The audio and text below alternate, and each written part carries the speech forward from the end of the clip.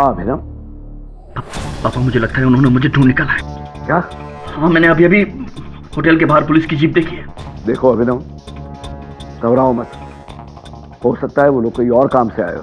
I don't know what to do, क्या करूँ मैं? देखो बेटा, हिम्मत से काम लो।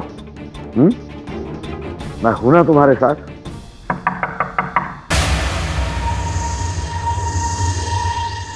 दरवाजे पर कोई है। देखो तुम्हें कुछ नहीं होगा, मैं हूं ना। थक गया हूं पापा मैं इस तरह भागते भागते। Please get me out of here please. देखो तुम चिंता मत करो, सब कुछ मुझ पे छोड़ दो।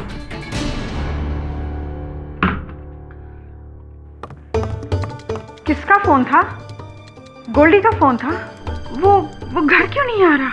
रात हो गई है दमयंती, जाओ सो जाओ। इतने दिनों से आप दोनों मुझसे क्या छुपा रहे हैं? कुछ बताते क्यों नहीं? मैंने कहा ना, कुछ नहीं हुआ है, जाओ सो जाओ।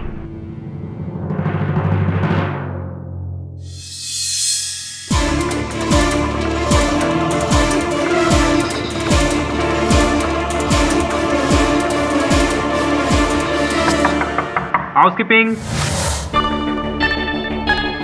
क्या काम है? तौलिया बदलना था सर, 2 मिनट लगेगा। नहीं चाहिए जाओ। लेकिन सर। बोला ना नहीं चाहिए जाओ।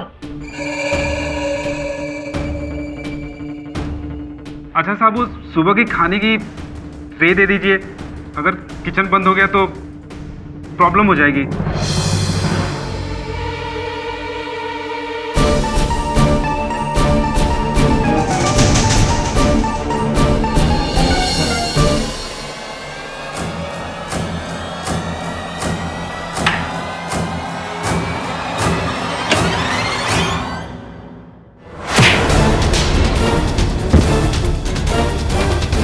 मिस्टर अभिनव शेखावत, तुम गिरफ्तार किए जाते हो।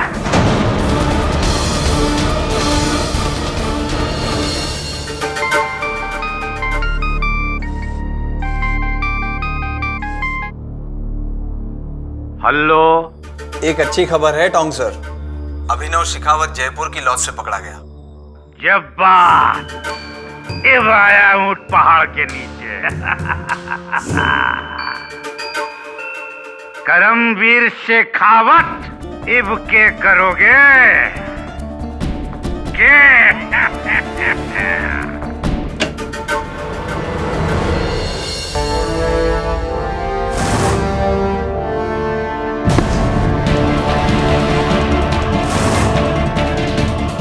पुलिस मेरे बेटे तक पहुंची कैसे? पता नहीं सर, मैंने तो पूरी कोशिश करी थी इस मामले को। कोशिश काफी नहीं है, वादा किया था तुमने 10 दिन के अंदर ये केस सुलटा दूंगा, आपका बेटा घर पे होगा। कहाँ गया वो वादा? सर मैं बस, तुम्हारे बहाने सुनने के लिए वक्त नहीं है मेरे पास। अब चलो थाने, अभिनव की बेल करानी है। बेल नहीं हो सकती सर।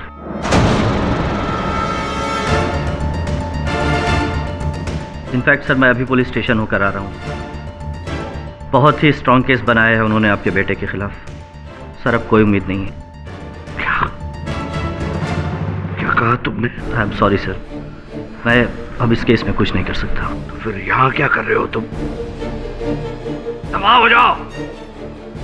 चंदर सिंह गुंडेचा, राजस्थान के सबसे बड़े वकील, गेट लॉस्ट आउट।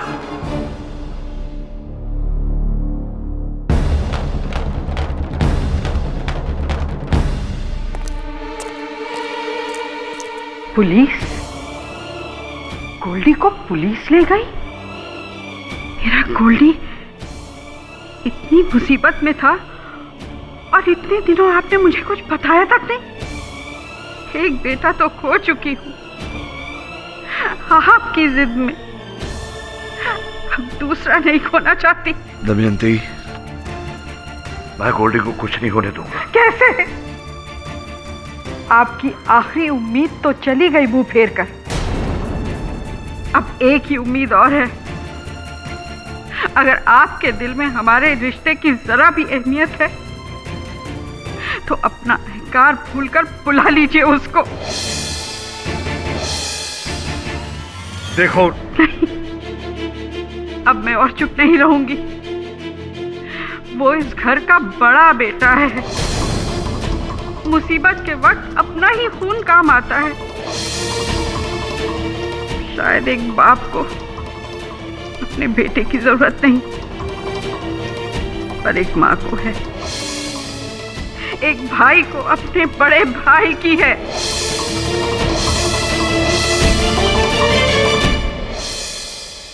अभिनव,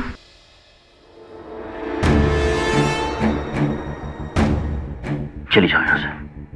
अभिनव सुनो। मैं तुमसे कोई बात करना नहीं चाहता हूँ, बरखा चली जाओ यहाँ से। अभिनव तुम समझने की कोशिश क्यों नहीं? क्या चाहिए तुम्हें? मेरा भरोसा तोड़ने के बाद और क्या चाहिए तुम्हें? जाओ यहाँ से।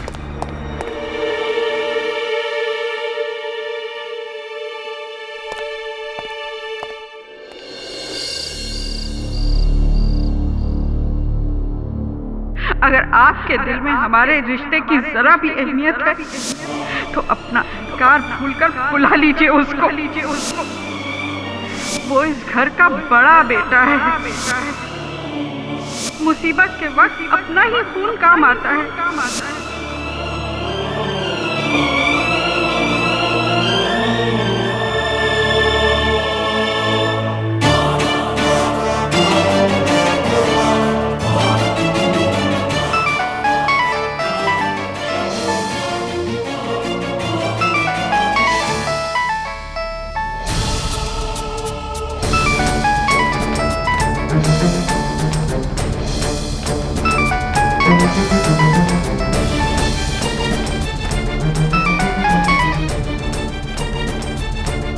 हेलो हेलो मिस्टर केडी पाठक,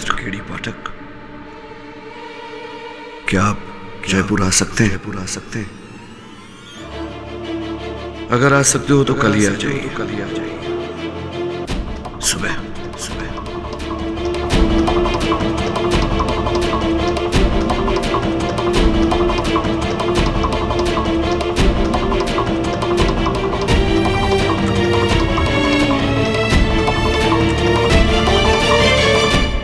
अगर यही तुम्हारा फैसला है तो अब मेरा फैसला सुनो।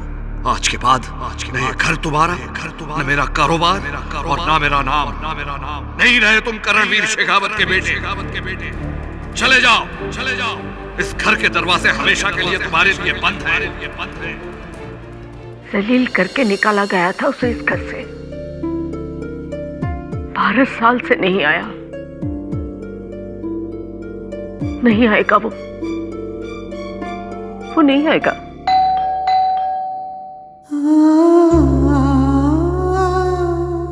कभी खुशी कभी गम, न जुदा होंगे हम। कभी खुशी कभी गम।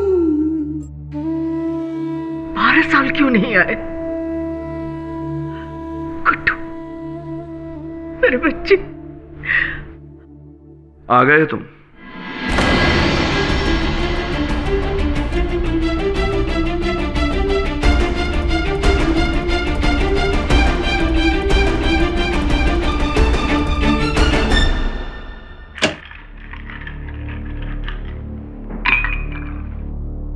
मुझे तुम्हारी जरूरत नहीं।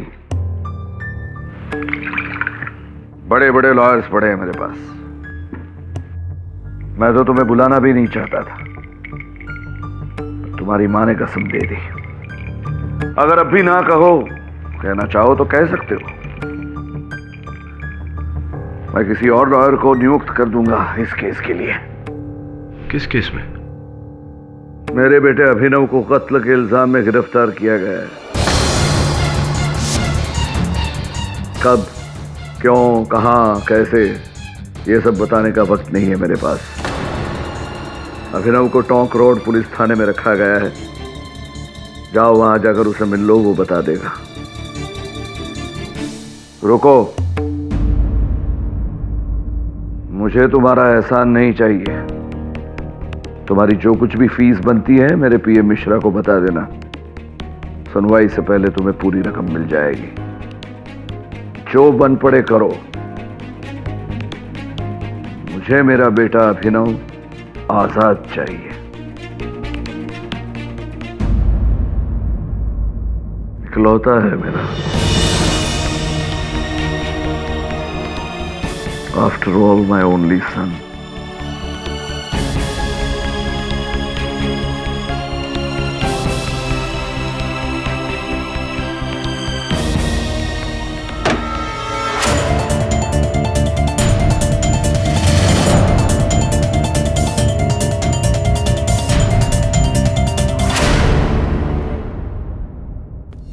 अभिनव,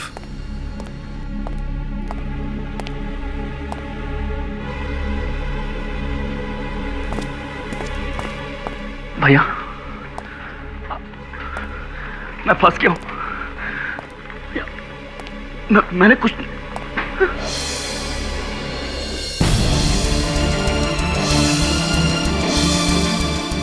शांत हो जाओ।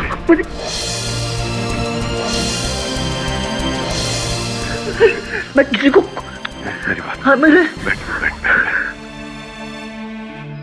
रोना बंद कर और शुरुआत से बता क्या क्या हुआ था।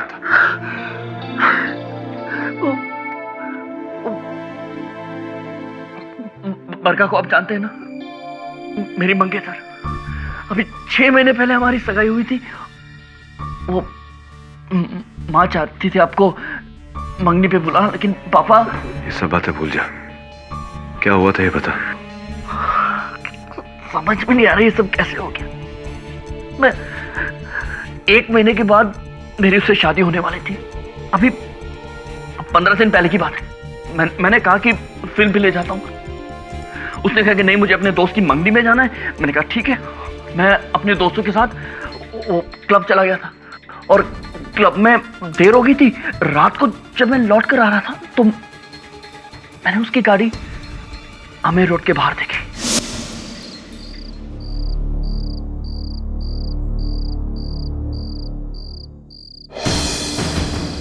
बरखा की गाड़ी।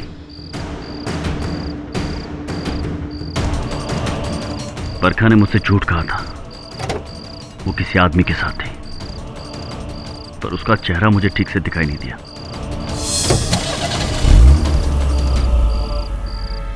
मैं टेंशन में आ गया था। सोचा जाके उसे कन्फ्रंट करूं, लेकिन फिर सोचा एक और तरीका है सच तक पहुंचने का। बीवी का पीछा करना है, मंगेतर का। हो जाएगा। लेकिन अगर कुछ है तो मुझे प्रूफ चाहिए, समझे? मिल जाएगा सर जी, फुल प्रूफ मिल जाएगा। भगवान करे आपका शक झूठा निकले। क्या है कि टूटते हुए रिश्तों को देखने से मुझे बहुत दर्द होता है। और फिर उसके ठीक 3 दिन बाद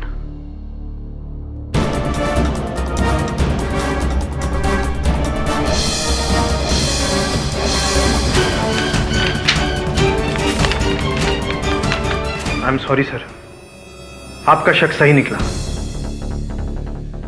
क्या नाम है उसका? बरखा। सॉरी, जगदीश खुल्लर नाम है उसका। जगदीश खुल्लर? जी, बहुत बड़ा आदमी है। इस शहर का डिप्टी म्युनिसिपल कमिश्नर है वो। बिल्डिंग के सारे प्रोजेक्ट्स वही करवाता। रहता कहाँ है? अपने अमर रोड पे गोलीमार मैदान के पास उसका बंगला है, C35। सर ये फोटो। सर, तूने खुल्लर के घर का पता क्यों मांगा था? गया था तू वहां? हाँ, मैंने सोचा जाके खुल्लर की खैर ले लूं, लेकिन जब मैं वहां पहुंचा तो मुझे अकल आई कि पहले मुझे बरखा को कन्फ्रंट करना चाहिए, उससे पूछना चाहिए। Pick up the phone Barkha, come on, pick up the phone, pick up the phone, damn it, pick up the phone बरखा।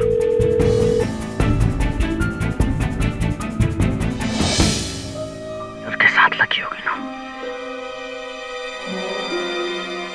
फिर उस रात मैं अपने दोस्त राहल के घर चला गया, उसे बरखा के धोखेबाजी के बारे में बताने के लिए।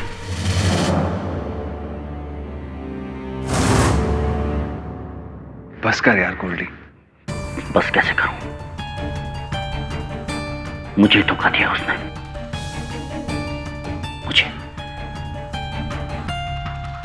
जान से मार दूंगा उसे मैं। और क्या मिलेगा उससे? मैं तो कहता हूं कि तू बहुत लकी है, शादी से पहले ये सब पता चला। छोड़ दे बरखा। छोड़ कैसे दूं यार, छोड़ कैसे दूं? उल्लू का पट्टा समझा क्या मुझे? अभिनव शेखावत नाम है मेरा। कोई भी मुझे धोखा देकर नहीं जा सकता है। और उस खुल्लर, उस कमिश्नर की तो मैं जान ले लूंगा। गोल्डी सुन तो, क्या खबर देनी अब? आप कहाँ हो सर जी?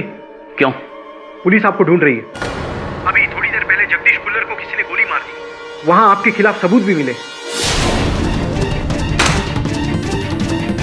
क्या हुआ गोल्डी?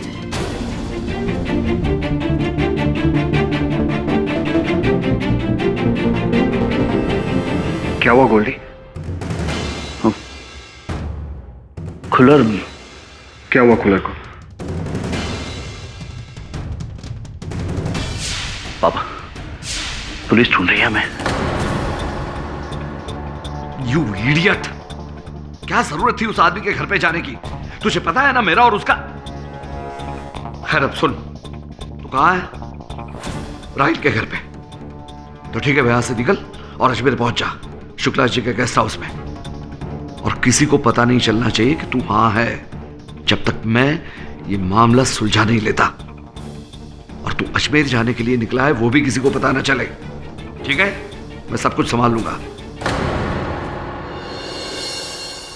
फिर दिल्ली से अजमेर, अजमेर से जयपुर, जयपुर से उदयपुर, बस भागता रहा, छिपता रहा, इस डर से कि कहीं पकड़ा ना जाऊं। मुझे नहीं भागना था, लेकिन पापा के कहने पे मैं भाग गया। और अब तो केस बिगड़ गया ना भैया। सब यही सोच रहे कि मैं खून करके भागूं। भैया प्लीज मुझे बता दीजिए, सेव मी प्लीज, क्योंकि सिर्फ आप ही जो मुझे बचा सकते हैं। और बचपन से आप ही ने मुझे बचाया है। याद है स्कूल में एक बार प्रिंसिपल ने मुझे पनिश किया था इस इल्जाम में कि मैंने वॉल पे कुछ लिखा था, और तब आपने मुझे बचाया था, ये साबित करके कि वो लिखावट मेरी नहीं थी। भैया मैं तब भी निर्दोष था और आज भी निर्दोष हूं। मां की सौगंध। डोंट वरी, कुछ नहीं होने दूंगा तुझे। एक बात बता, फोरेंसिक्स के अनुसार कुल्लर की हत्या 9 बजे हुई। 9 बजे तू अपने दोस्त के साथ था ना? क्या नाम उसका? राहिल खान। 9 से तकरीबन 11 बजे तक मैं वहीं था भैया। श्योर? हाँ। गवाही की जरूरत पड़ेगी।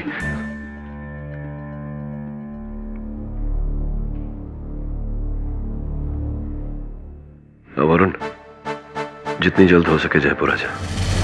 जी सर। क्या? अभिनव का कहना है कि उस रात वो मेरे घर पे था। आई एम सॉरी, पर ये झूठ है। उस रात मैं घर पे अकेले था। इनफैक्ट अभिनव आया था, लेकिन शाम को 6 बजे के करीब, और 8 बजे तक तो वो निकल गया था। 8 बजे? पक्का 8 बजे? क्योंकि जगदीश खुल्लर का मर्डर 9 बजे हुआ था। जी हाँ, 8 बजे। पर अभिनव तो कुछ और ही कह रहा। देखिए, मैं मानता हूं अभिनव मेरा दोस्त है, हम कॉलेज में एक साथ पढ़ते थे, पर इसका मतलब ये नहीं है कि मैं उसे बचाने के लिए अपने आप को फंसा दूं। I hope you understand me. I understand, thank you.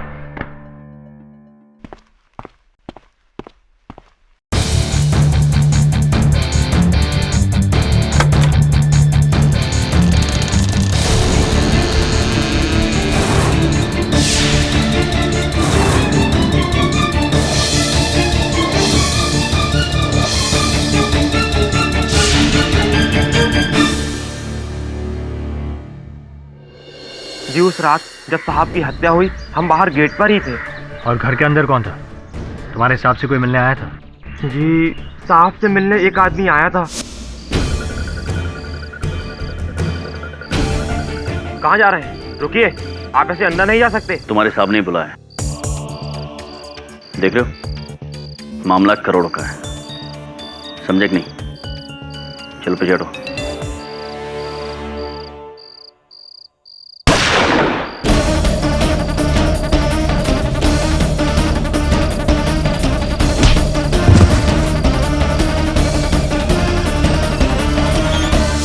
इतनी जोर से धक्का मारा साहब कि हमारा हाथ कट गया। अब तो ये कोई बेवकूफ भी देख के बता सकता है कि हमारे साहब को उसी लड़के ने मारा। अदालत में छोड़ेंगे नहीं उसे, सच सच सच कहेंगे, गया वो लड़का।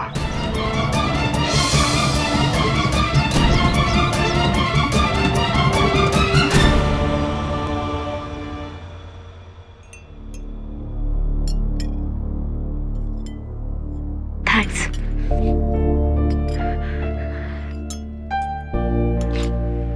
पता नहीं ये सब क्या हो रहा है। मैं और अभिनव तो 3 महीने में शादी करने वाले थे और फिर ये सब आपको जगदीश खुल्लर को मिलने से पहले सोचना चाहिए था। पर मैं जगदीश खुल्लर को नहीं जानती, मैं उसे कभी मिली भी नहीं।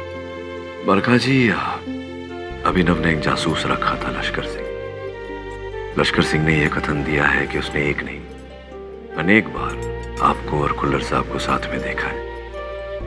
केवल इतना ही नहीं, आप दोनों की कई तस्वीरें भी ली थी उसने, जो अभिनव को दिखाई है। झूठ बोल रहा है लश्कर सिंह, मेरा कोई रिश्ता नहीं है जगदीश खुल्लर के साथ। और पता नहीं अभिनव उसकी बात पर विश्वास भी क्यों कर रहा है। मैंने सच में आज तक कभी अभिनव को धोखा नहीं दिया। बहुत गड़बड़ वाली बात है। दोनों का कथन उल्टा ही है। बरखा कह रही है कि वो कभी खुल्लर से मिली नहीं, और राहिल कह रहा है कि उस रात मेरा भाई उसके साथ था नहीं। इस तरह दोनों आपके भाई को झूठा साबित कर देंगे अदालत में। ऊपर से जगदीश खुल्लर का वो सिक्योरिटी गार्ड उजागर सिंह, उसने तो अभिनव को आते हुए भी देखा है अंदर। फिर इस केस में उसकी गवाही मेन है। समझ में आ रहा है कि डिफेंस लॉयर गुंडेचा ने क्यों अपने हाथ धो लिए इस केस से। गुड्डू। जी माँ। आ गया तू? जी माँ। सारे गवाह, सारे सबूत मेरे भाई के विरुद्ध हैं। वो जासूस लश्कर सिंह जिसने तस्वीरें खींची थी, उसका पता चला? हाँ सर, मैं वहां गया था पर उसके ऑफिस पर ताला लगा हुआ था। कमाल है, कल केस की सुनवाई है, वो इतना अहम कहाँ बदल लापता है। केस कैसा चल रहा है? चल रहा है। गोल्डी वापस आएगा ना जल्दी? तू चिंता मत कर, आ जाएगा। भाई ये मेरा सहायक है वरुण। नमस्ते। जीता रहे। लो चाय पियो। Thank you. बैठो। असिस्टेंट हो तो इसका ख्याल रखा करो। ये खाने पीने के बारे में इतनी बदसलूकी करता है, देखो कितना दुबला हो गया है। कौन ख्याल रखेगा मेरा? ये कैसी बातें कर रही है माँ? वैसे अगर मैं दुबला हो गया हूँ तो ये क्या है फिर? इसकी टांगे देखो, माचिस की तीलियां जैसी है। Come on sir. How is it going पाठक?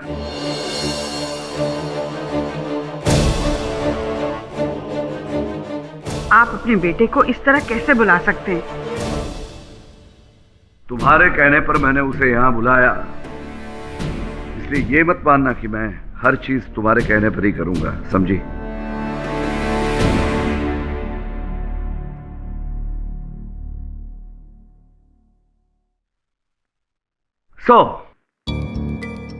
सुना है कि अभिनव के पक्ष में गवाहों को ढूंढने में आपको दिक्कतें हो रही हैं। उन गवाह से कहो कि अपना मुंह खोले, चाहे उतनी रकम मैं उसमें भर सकता हूं, लेकिन अदालत में अभिनव का साथ दें।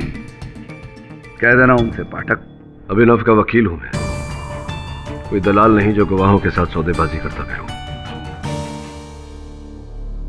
अभी तक नहीं बदले। अब भी नहीं बदले। अगर ये जानते हो तो ये भी जानते होंगे कि मुझे जो चाहिए वो पाने के लिए मैं कोई भी हद तक जा सकता हूं, और इस केस में मुझे चाहिए अभिनव की रिहाई, किसी भी कीमत पर, हमारी, मेरी या किसी और की। Have your T, be comfortable.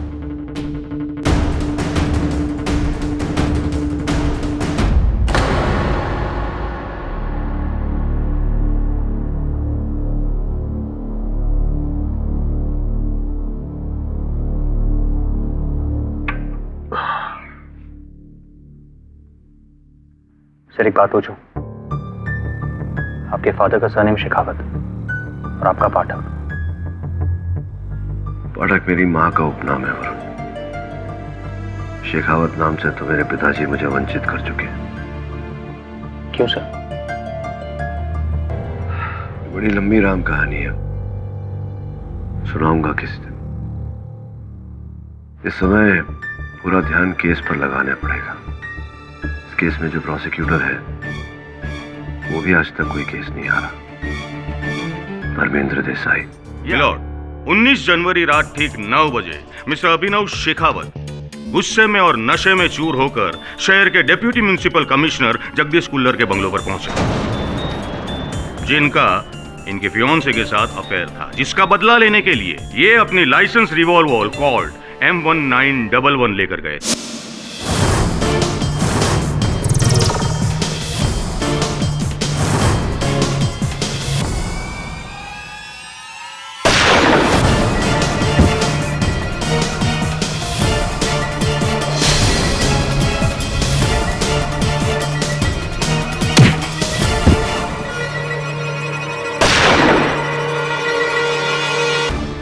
उस रात खुल्लर साहब के बंगलों के बाहर तुम ही थे और तुमने इस आदमी को उनको मारकर बाहर जाते हुए देखा।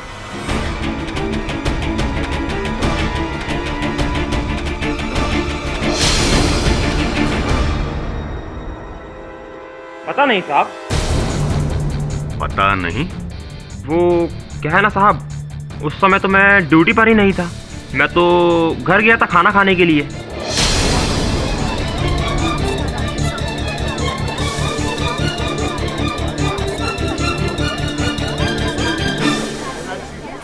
Order order. लेकिन उजागर सिंह, तुम्ही ने हमको बताया था कि तुमने इस आदमी को पहले बाहर से अंदर जाते हुए देखा और फिर अंदर से बाहर जाते हुए देखा। नहीं साहब, मैंने ऐसा नहीं बोला, न देखा। मैं तो उस समय ड्यूटी पर था ही नहीं। पता नहीं कौन घर के अंदर आया और किसने मेरे साहब को मारा।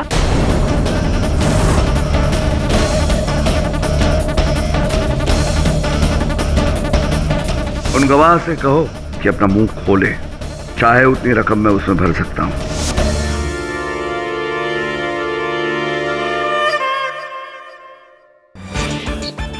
आप फरी गो न उमरी करो।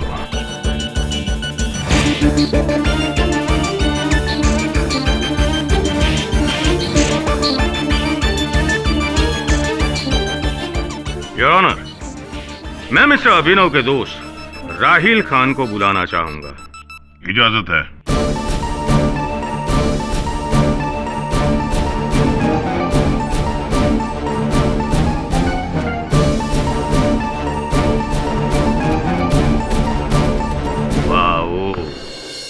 राहिल, चुप!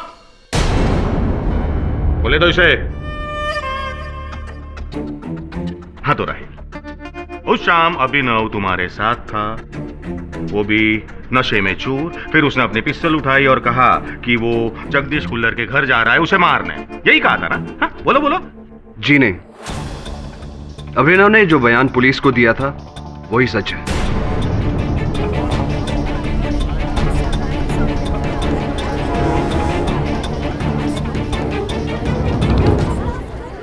उस रात अभिनव मेरे साथ शाम 7 बजे से तकरीबन रात 11 बजे तक था और मिस्टर खुल्लर की मौत 9 बजे हुई, तो जाहिर है अभिनव बेकसूर है।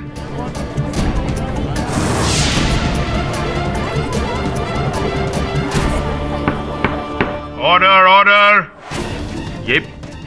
ये क्या बोल रहे हो तुम? वही जो आप सुन रहे हैं। अभिनव बेकसूर है और उसकी बेगुनाही का सबसे बड़ा गवाह मैं हूं। मिलोट, શું ચાલી શું રહ્યું છે આ બધું?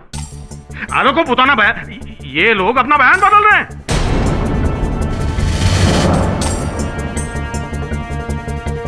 पुलिस के सामने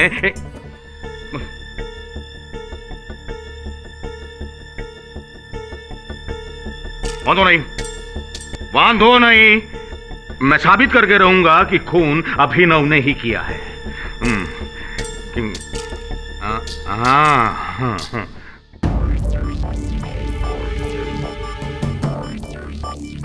मिस्टर अभिनव, इन गोलियों को तो पहचानते होंगे आप? जी नहीं। नहीं मिस्टर अभिनव, ये दोनों 45 कैलिबर की गोलियां हैं और बैलिस्टिक रिपोर्ट के हिसाब से इन्हीं गोली की वजह से मिस्टर कुल्लर की मौत हुई है और वो चली है एक कॉल्ट M1911 गन से। वैसे आपके पास भी गन है ना, वो कौन सी है? वो है कॉल्ट M1911, लेकिन लाइसेंस है पापा के नाम। यानी कि वही गन? नहीं देसाई साहब, वही गन नहीं, वैसी ही गन जयपुर में 1426 लोगों के पास उसी मेक उसी मॉडल का गन है, M1911। मिस्टर केडी, मुझे पूरा यकीन है कि वो 1426 लोगों की गन उनके पास ही होगी। वैसे आपकी गन कहाँ है? पुलिस ने इन्वेस्टिगेशन के वक्त आपके पास मांगी थी, राइट? जी वो मैंने कमरे में रखी थी, लेकिन खो गई। क्या? लॉस्ट इट, खो गई थी। खो गई? जी। सुना मिस्टर केडी, खो गई? जज साहब, सुना आपने? खो गई गन। समझ में नहीं आता है कि गन है कि रुमाल। खो गई, वो भी इतना बड़ा इल्जाम लगने के बाद। चलो कोई बात नहीं है, एक और बात पूछता हूं। उस दिन शाम को जब आप अपने दोस्त राहिल खान के साथ थे, तब आपने कौन से कपड़े पहने थे? जी मैंने एक व्हाइट टी शर्ट और ब्लू डेनिम्स पहने थे।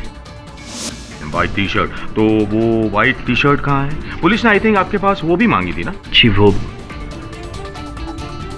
भी खो गई है। ये भी खो गई जज साहब, यानी कि मौका वारदात से सबूत खो गए। I object your honour. Abhinav की गन और उसका टी शर्ट इस केस में साक्ष्य के रूप में स्थापित नहीं हुए। कोई बात नहीं है केडी साहब। जज साहब, हम कुछ और स्थापित करते हैं। मिस्टर अभिनव, ये क्या है? ये बटन पुलिस को मिस्टर कुल्लर की लाश के पास से मिला था। ये आप ही का बटन है ना? ये बटन मेरे पापा के कोट का है। पापा के कोट का?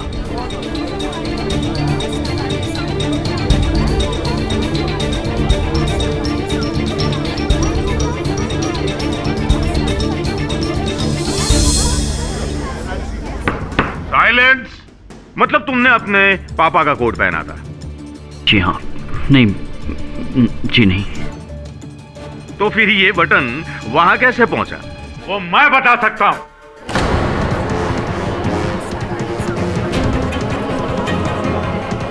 आपको जो कुछ कहना है कटघरे में आकर कहिए। सर, मारो नाम राजेंद्र सिंह टोंक है। मैं भी शहर के बड़े बिल्डरों में से एक,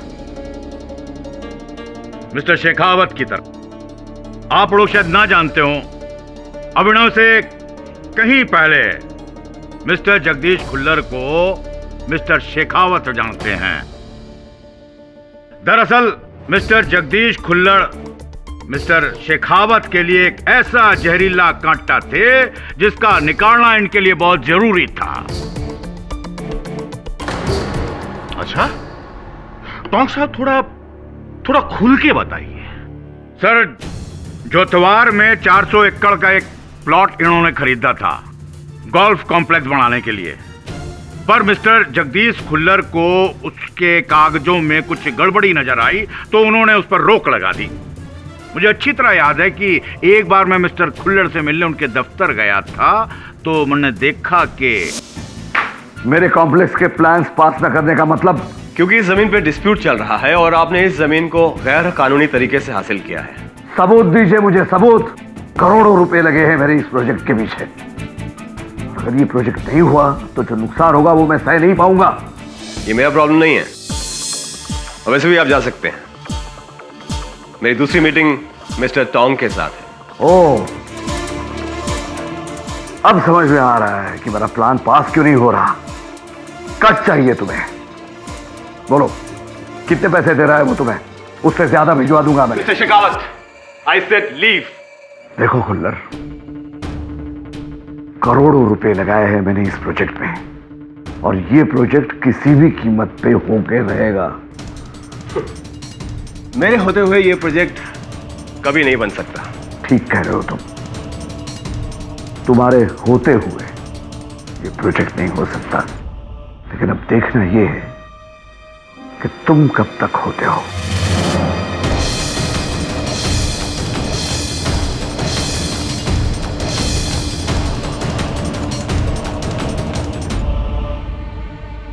आइए मिस्टर टोंग, बैठिए। हाँ अबे बराबर समझायो।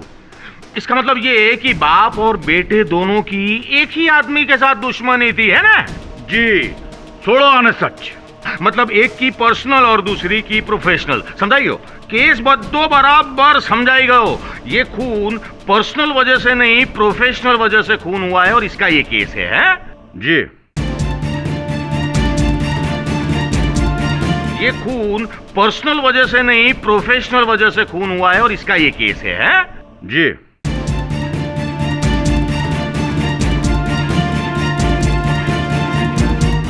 समझाई जैसे बापा, बद्दू बराबर समझाई जैसे। योर ऑनर, क्या है कि वो बरखा को इधर बुलाऊंगा ना, ये जो अभिनव की मंगेतर है, तो सब कुछ समझ में आ जाएगा। बुलाऊं? इजाजत है। हाँ तो बरखा जी, आपके पति का सॉरी आपके मंगेतर ने,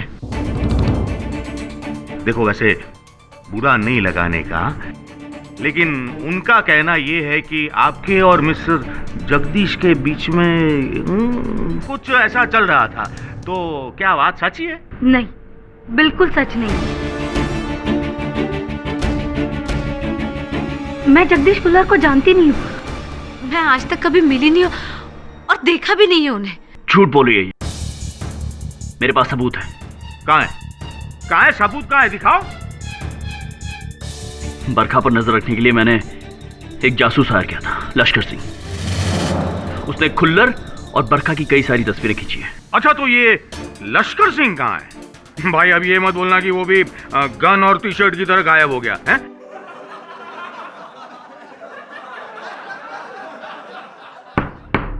ऑर्डर ऑर्डर। वो आपके प्रांत में क्या बोलते हैं देसाई साहब? जरा शांति रखो ना।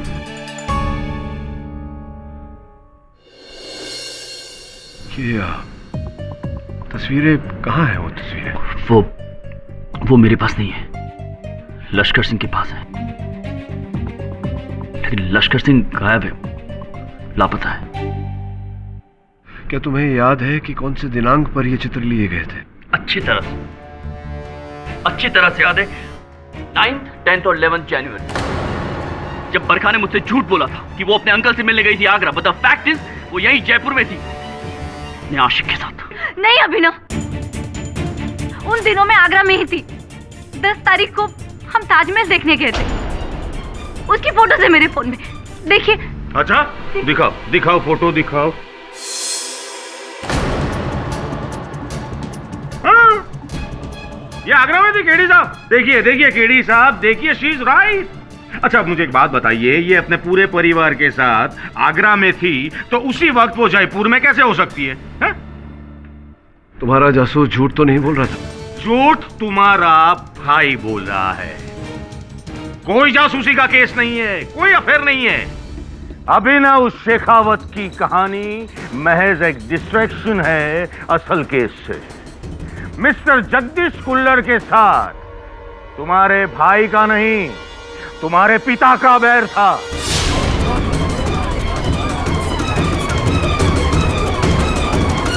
बैर था इनका, वो 400 करोड़ की जमीन के लिए। मिस्टर देसाई, आप टोंग के कथन के आधार पर मिस्टर शेखावत को इस केस में नहीं घसीट सकते। अच्छा, तो इस बटन के बूते पर तो मैं जोड़ सकता हूं ना।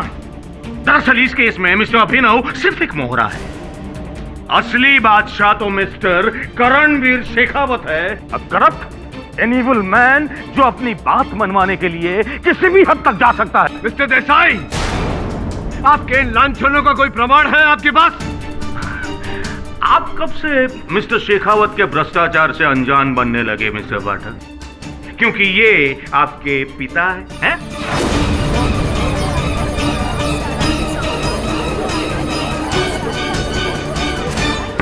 साइलेंस। ये अदालत है और अदालत में मेरे लिए कोई पिता नहीं, कोई भाई नहीं, केवल मुवक्किल है। अदालत? तो मिस्टर केडी पाठक, मैं आपको याद दिला दूं कि तकरीबन 12 साल पहले अपनी कैरियर का सबसे बड़ा और पहला केस आपने इसी अदालत में लड़ा था, याद है ना आपको? अच्छा, अब ये बताइए कि वो कौन सा केस था? हाँ? देखिए देसाई साहब, उस केस का इस केस से कोई संबंध नहीं। संबंध क्यों नहीं है केडी साहब? बिल्कुल संबंध है। अब ये बताइए कि किसके विरुद्ध केस था ये? बताइए बताइए। मिस्टर करणवीर शेखावत के विरुद्ध। मिस्टर केडी पाठक, अपनी जिंदगी का इतना बड़ा केस, वो भी अपने बाप के विरुद्ध। हाँ, क्यों? बताइए ना क्यों? अगर आप कतरा रहे तो मैं बता दूं। राजस्थान का सबसे सेंसेशनल केस, जो एक बेटा अपने पिता के भ्रष्टाचार से पर्दा हटाने के लिए लड़ रहा था, जो उन्होंने किया केस जीतकर। उस वक्त वो आदमी तुम्हारे लिए प्रश्न था, तो आज ये अचानक धर्मात्मा कैसे बन गया मिस्टर केडी पाठक?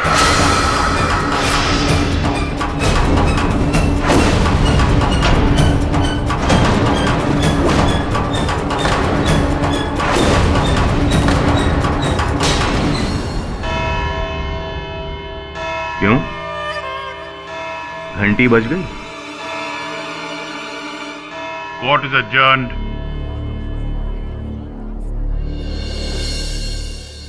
तकरीबन 12 साल पहले मिस्टर केडी पाठक, अपनी जिंदगी का इतना बड़ा केस, वो भी अपने बाप के विरुद्ध। हाँ? राजस्थान का सबसे सेंसेशनल केस, जो एक बेटा अपने पिता के भ्रष्टाचार से पर्दा हटाने के लिए लड़ रहा था, उस वक्त वो आदमी तुम्हारे लिए प्रश्न था, तो आज ये अचानक धर्मात्मा कैसे बन गया मिस्टर केडी पाठक?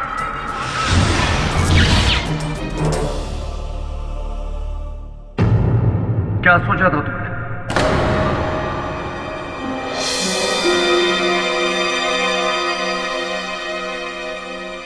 बारह साल पहले जो कीचड़ तुमने मुझ पे उछाला था, उसके दाग धुल गए होंगे। नहीं मिस्टर केडी पाठक, वो कीचड़ आज भी मुझ पे उछाला जा रहा है। तुम्हारी उस भूल ने आज फिर से मेरा सर झुका दिया इस अदालत में। भूल मेरी नहीं, आपकी थी, और आप ये बात अच्छी तरह जानते हैं। चलो मान लेते हैं कि उस केस में दोष मेरा था दोष मेरा, लेकिन इस केस में नहीं। इस केस में भी दोषी आप ही हैं। अच्छा, वो कैसे? राहिल और उजागर ने अपना बयान किसके कहने पर बदला? आपके दोष देने पर, आपके रुपए की लालच से। हाँ, मैंने पैसे दिए थे उनका बयान बदलने के लिए, लेकिन वो रिश्वत दी गई थी सच बोलने के लिए, झूठ बोलने के लिए नहीं। सच? हाँ सच, वो सच कि तुम्हारा भाई निर्दोष है। नहीं किया खून उसने उस खुल्लर का, लेकिन अब भी अगर तुम्हें अपने खून से ज्यादा औरों पे भरोसा है तो छोड़ दो ये केस। मैं ये केस नहीं छोड़ूंगा। मैंने अपनी मां को वचन दिया है कि अपने भाई को निर्दोष साबित करके उसे घर लेकर जाऊंगा। सुबीट मिस्टर पाठक।